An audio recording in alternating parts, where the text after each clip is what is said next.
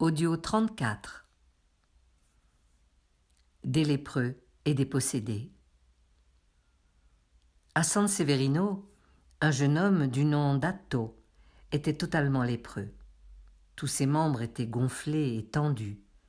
Lui-même voyait tout sous un aspect horrible. Gisant ainsi continuellement sur le lit de la maladie, le malheureux occasionnait une grande tristesse à ses parents. Allant un jour le trouver, son père le persuada de se vouer au bienheureux François. Comme il y consentait avec joie, son père fit apporter une mèche de chandelle avec laquelle on mesura sa longueur. Puis le jeune homme fit le vœu d'apporter chaque année au bienheureux François une chandelle de cette longueur. Une fois le vœu émis, se levant aussitôt de son lit, il fut purifié de la lèpre. Un autre homme, du nom de Bonhomme, de la cité de Fano, était paralytique et lépreux.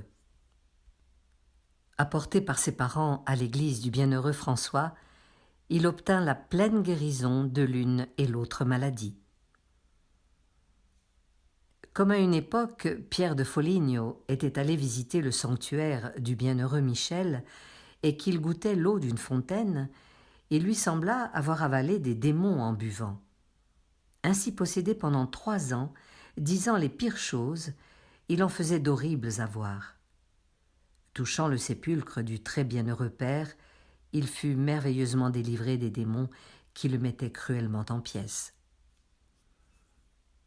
À une femme de la cité de Narni, qui avait un démon, le bienheureux François prescrivit en vision de faire un signe de croix.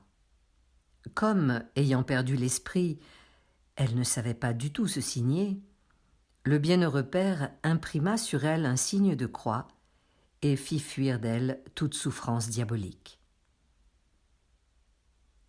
Le Saint de Dieu délivra aussi de fléaux de ce genre beaucoup d'hommes et de femmes. Comme leur multitude est presque innombrable, on la tait à juste titre.